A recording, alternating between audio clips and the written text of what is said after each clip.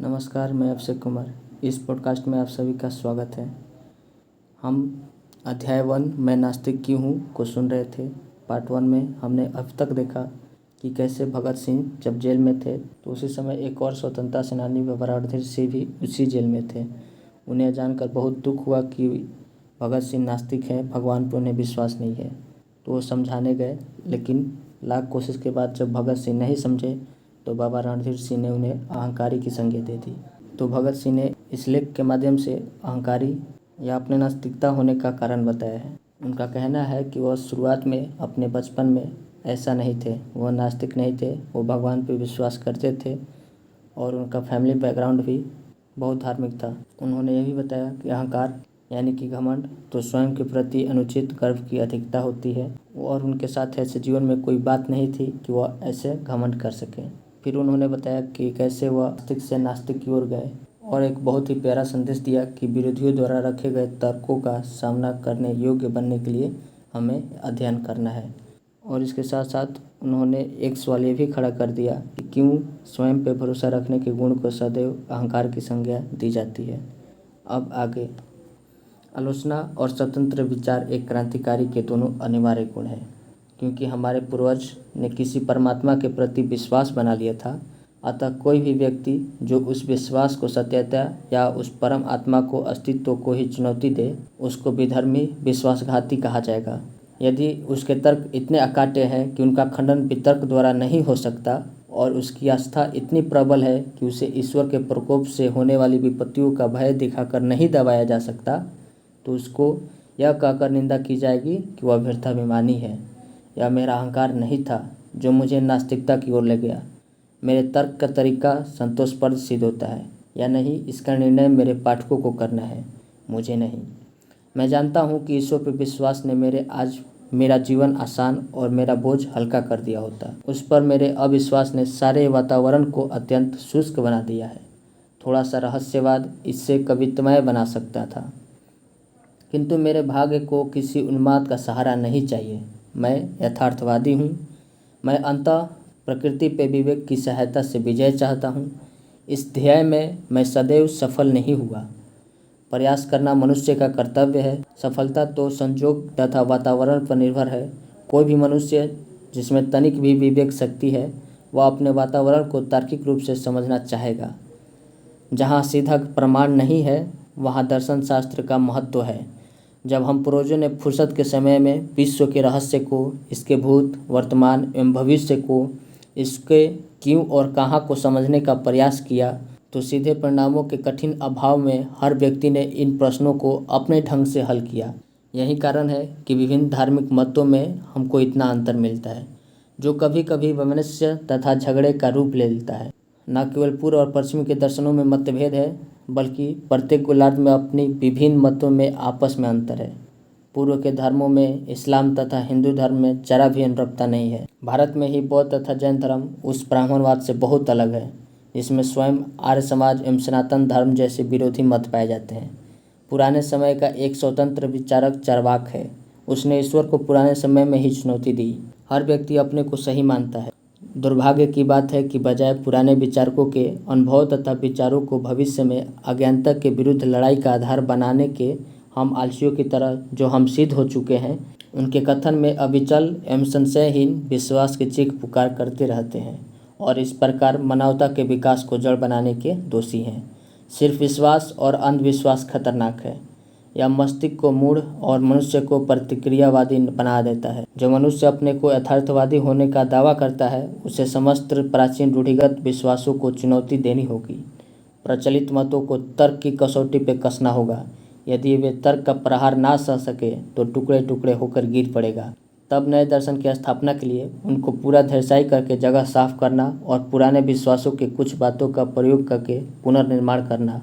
मैं प्राचीन विश्वासों के ठोसपन पर प्रश्न करने के संबंध में आश्वस्त हूँ। मुझे पूरा विश्वास है कि एक चेतन परमात्मा का, जो प्रकृति की गति का दिग्दर्शन एवं संचालन करता है, कोई अस्तित्व नहीं है। हम प्रकृति में विश्वास करते हैं और समस्त प्रगतिशील आंदोलन का ध्येय मनुष्य द्वारा अपनी सेवा के लिए प्रकृति पर विजय प्राप्त करना मानते हैं। इसको दिशा देने के पीछे कोई चेतन शक्ति नहीं है।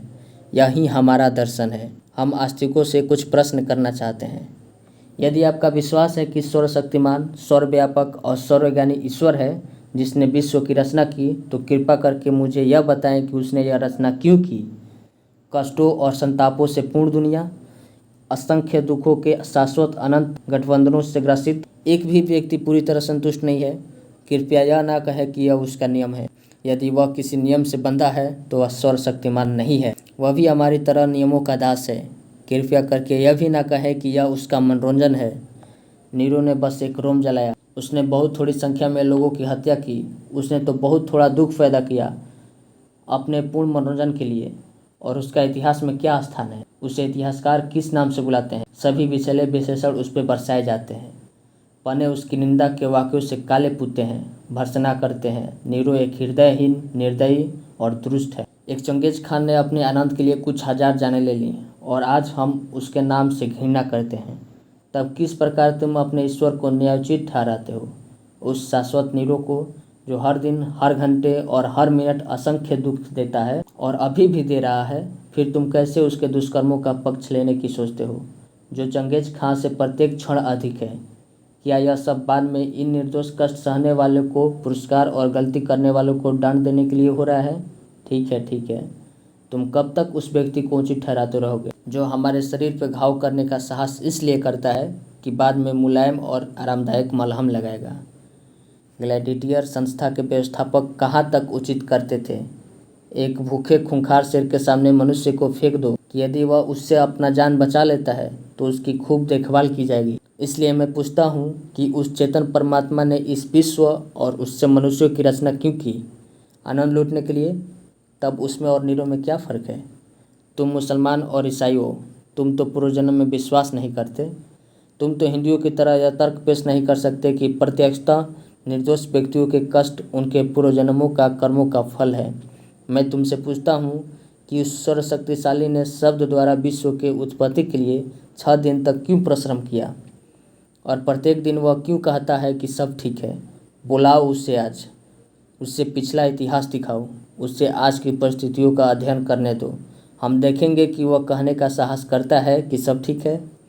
कारावास की काल कोठरियों से लेकर झोपड़ियों की बस्तियों तक, भूख से तड़पते लाखों इंसानों से लेकर उन शोषित मजदूरों से लेकर जो पूंजीवादी पिशाच द्वारा खून चूसने की क्रिया को धैर्यपूर्वक निरुत्साह से देख रहे हो, तथा उस मानव शक्ति की बर्बादी देख रहे हैं जिसे देखकर कोई भी व्यक्ति जिसे तनिक भी सहज ज्ञान है भय से सिहर उठेगा और अधिक उत्पादन को ज़रूरतमंद लोगों में बांटने के बजाय समुद्र में फेंक देना बेहतर समझने से लेकर राजाओं के उन महलों तक जिनका नींव मानव की हड्डियों पर पड़ी है, उसको यह सब देखने दो और फिर कहे कि सब कुछ ठीक है। क्यों और कहाँ से? यही मेरा प्रश्न है। तुम चुप हो, ठीक है, तो मैं आगे चलता। और तुम हिंदुओं, तुम कहते हो कि आज जो कष्ट भोग रहे हो ये पूर्व जन्म के पापी हैं और आज के उत्पीड़क पिछले जन्म के साधु पुरुष थे, अतः वे सत्ता का आनंद लूट रहे हैं। मुझे यह मानना पड़ता है कि आपके पूर्वज बहुत चालाक व्यक्ति थे। उन्होंने ऐसे सिद्धांत गढ़े जिनमें तर्क और अविश्वास के सभी प्रयासों को विफल करने की काफ़ी ताकत है। न्यायशास्त्र के अनुसार दंड को अपराधी पर पड़ने वाले असर के आधार पर केवल 3 कारणों से उचित ठहराया जा सकता है। वे हैं प्रतिकार, भय तथा सुधार। आज सभी प्रगतिशील विचारकों द्वारा प्रतिकार के सिद्धांत की निंदा की जाती है। भयभीत करने के सिद्धांत का भी अंत वही है।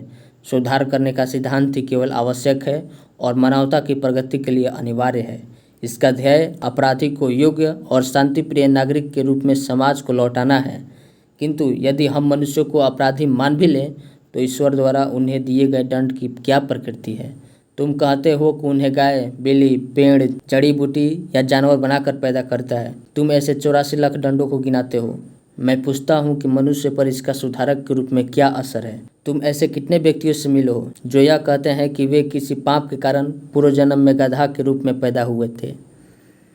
एक भी नहीं। अपने पुराणों से उदाहरण ना दो। मेरे पास तुम्हारी पौराणिक कथाओं के लिए कोई स्थान नहीं है। और फिर क्या तुम्हें पता है कि दुनिया में सबसे बड़ा पाप गरीब होना है? गरीबी एक अभिशाप है, यह एक दंड है। मैं पूछता हूँ कि दंड प्रक्रिया कहाँ तक प्रशंसा करें, जो अनिवार्यतः मनुष्य को और अधिक अपराध करने को बाध्य करे। क्या तुम्हारे ईश्वर ने यह नहीं सोचा था या उसको भी यह सारी बातें मानवता द्वारा अकथनीय कष्टों के झेलने की कीमत को अनुभव से सीखनी थी। तुम क्या सोचते हो? किसी गरीब या अनपढ़ परिवार जैसे एक चमार या मेहतर के यहाँ पैदा होने पर इंसान का क्या भाग्य होगा? चूँकि वह गरीब है इसलिए पढ़ाई नहीं कर सकता। वह अपने साथियों से तिरस्कृत एवं परित्यक्त रहता है, जो ऊंची जाति में पैदा होने के कारण अपने आप को ऊंचा समझते हैं। उसका ज्ञान, उसकी गरीबी तथा उससे किया गया व्यवहार उसके हृदय को समाज के प्रति निष्ठुर बना देते हैं। यदि वह कोई पाप करता है तो उसका फल कौन भोगेगा? ईश्वर, वह स्वयं, या समाज के मनीषी? और उन लोगों के दंड के बारे में क्या होगा जिन्हें तुम ब्राह्मणों ने जानबूझकर अज्ञानी बनाए रखा तथा जिनको तुम्हारी ज्ञान की पवित्र पुस्तकों, वेदों के कुछ वाक्य सुन लेने के कारण कान में पिघले शीशे की धारा सहन करने की सजा भुगतनी पड़ती थी। यदि वे कोई अपराध करते हैं तो उसके लिए जिम्मेदार कौन होगा और उनका प्रहार कौन सहेगा? मेरे प्रिय दोस्तों, यह सिद्धांत विशेषाधिकार युक्त लोगों का आविष्कार है। ये अपनी हथियाई हुई शक्ति, पूंजी तथा उच्चता को इन सिद्धांतों के आधार पर सही ठहराते हैं। अपटान सिंक्लेयर ने लिखा था कि मनुष्य को बस अमरत्व में विश्वास दिला दो और उसके बाद उसकी सारी संपत्ति लूट लो, वह बगैर बड़बड़ाए या इस कार्य की मैं तुम्हारी सहायता करेगा। धर्म के उपदेशकों तथा सत्ता के स्वामियों ने गठबंधन से ही जेल, फांसी, कोड़े और ये सिद्धांत उपजते हैं। मैं पूछता हूँ कि तुम्हारा सर्वशक्तिशाली ईश्वर हर व्यक्ति को क्यों नहीं उस समय रोकता है जब वो कोई पाप या अपराध कर रहा होता है? यह तो अब बहुत आसानी से कर सकता है। उसने क्यों नहीं लड़ाकू राजाओं को लड़ने की उग्रता को समाप्त किया और इस प्रकार विश्व युद्ध द्वारा मानवता पर पड़ने वाली विपत्तियों से उसे बचाया? उसने अंग्रेजों के मस्तिष्क में भारत को मुक्त कर देने की भावना क्यों नहीं पैदा की? वह क्यों नहीं पूंजीपतियों के हृदय में यह परोपकारी उत्साह भर देता है कि वे उत्पादन के साधनों पर अपना व्यक्तिगत संपत्ति का अधिकार त्याग दें और इस प्रकार केवल संपूर्ण श्रमिक समुदाय वरन समस्त मानव समाज को पूंजीवादी की बेड़ियों से मुक्त करें? आप समाजवाद की व्यवहारिकता पर तर्क करना चाहते हैं। मैं इसे आपके सर्वशक्तिमान पर छोड़ देता हूं कि वह लागू करें। जहां तक सामान्य भलाई की बात है, लोग समाजवाद के गुणों को मानते हैं। वे इसके व्यवहारिक ना होने का बहाना लेकर इसका विरोध करते हैं। परमात्मा को आने दो और वह चीज़ को सही तरीके से कर दें। अंग्रेज़ों को हुकूमत यहाँ इसलिए नहीं है कि ईश्वर चाहता है, बल्कि इसलिए है कि उनके पास ताकत है और हम में उनका विरोध करने की हिम्मत नहीं। वे हमको अपने प्रभुत्व में ईश्वर की मदद से नहीं रखे हैं, बल्कि बंदूकों, राइफल, बम, गोलियों, पुलिस और सेना के सहारे रखे हैं। यही हमारी उदासीनता है कि वे समाज के विरुद्ध सबसे निंदनीय अपराध, एक राष्ट्र का दूसरे राष्ट्र द्वारा अत्याचारपूर्ण शोषण, सफलतापूर्वक कर रहे हैं। कहाँ है ईश्वर? क्या वह मनुष्य जाति के इन कष्टों का मजा ले रहा है? एक नीरो, एक चंगेज खान, उसका नाश हो। क्या तुम मुझसे पूछते हो कि मैं इस विश्व की उत्पत्ति तथा मानव की उत्पत्ति की व्याख्या कैसे करता हूँ? ठीक है, मैं तुम्हें बताता हूँ। चार्ल्स डार्विन ने इस विषय पर कुछ प्रकाश डालने की कोशिश की है, उसे पढ़ो। यह एक प्रकृति की घटना है। विभिन्न पदार्थों के निहारिका के आकार में आकस्मिक मिश्रण से पृथ्वी बनी। कब? इतिहास देखो।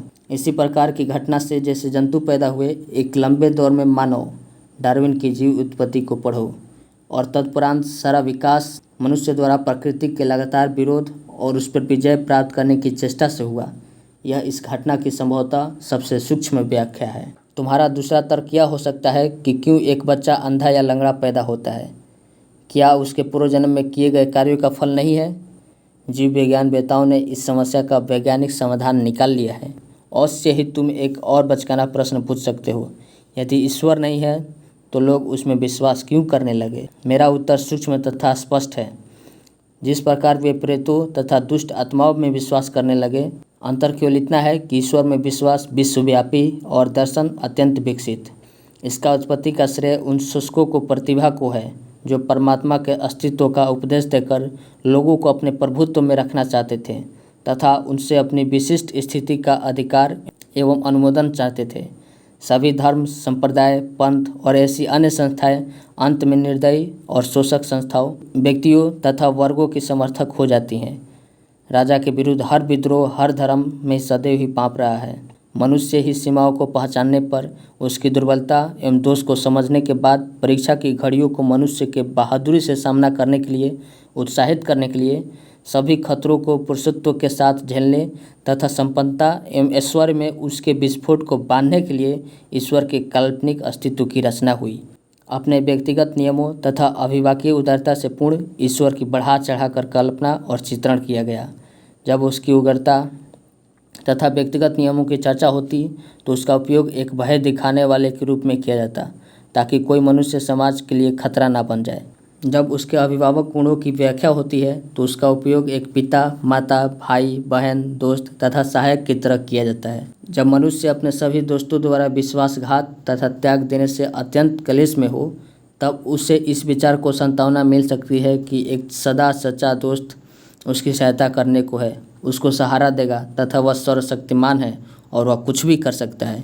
वास्तव में आदिम काल में यह समाज के लिए उपयोगी था। पीड़ा में पड़े मनुष्य के लिए ईश्वर की कल्पना उपयोगी होती थी। समाज को इस विश्वास के विरुद्ध लड़ना होगा।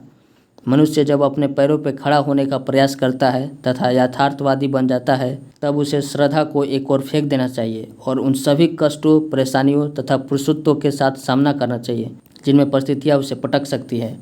यही आज मेरी स्थिति है। यह मेरा अहंकार नहीं है मेरे दोस्त, यह मेरे सोचने का तरीका है जिसने मुझे नास्तिक बनाया है। ईश्वर में विश्वास और रोज़ बरोज़ की प्रार्थना को मैं मनुष्य के लिए सबसे स्वार्थी और गिरा हुआ काम मानता हूँ। मैं उन नास्तिकों के बारे में पढ़ा है जिन्होंने सभी विपदाओं का बहादुरी से सामना किया। अतः मैं भी एक पुरुष की भांति फांसी के फंदे की अंतिम घड़ी तक सिर ऊंचा किए खड़ा रहना चाहता हूँ। हमें देखना है कि मैं कैसे निभा पाता हूँ। मेरे एक दोस्त ने मुझे प्रार्थना करने को कहा। जब मैं उसे नास्तिक होने की बात बताई तो उसने कहा, अपने अंतिम दिनों में तुम विश्वास करने लगोगे। मैंने कहा, नहीं प्यारे दोस्त, ऐसा नहीं होगा। मैं इसे अपने लिए अपमानजनक तथा भ्रष्ट होने की बात समझता हूँ। स्वार्थी कारणों से मैं प्रार्थना नहीं करूँगा। पाठकों और दोस्तों, क्या यह अहंकार है? अगर है तो मैं स्वीकार करता हूँ। मैं नास्तिक क्यों हूँ एवं अन्य लेख जो भगत सिंह जी के द्वारा लिखा हुआ है, उसका अध्याय 1 मैं नास्तिक क्यों हूँ यहाँ पे समाप्त होता है। इस पॉडकास्ट के अगले एपिसोड में हम लोग अध्याय 2 को सुनेंगे। बाकी आप लोग कमेंट सेक्शन में ज़रूर बताइएगा कि क्या आप भगत सिंह के इन तर्कों से सहमत हैं, या अपना विचार अवश्य कमेंट सेक्शन में रखिएगा। मैं भी जानना चाहता हूँ, मैं भी उत्सुक हूँ कि क्या सही है क्या गलत। See you in next episode. Till then bye. जय हिंद।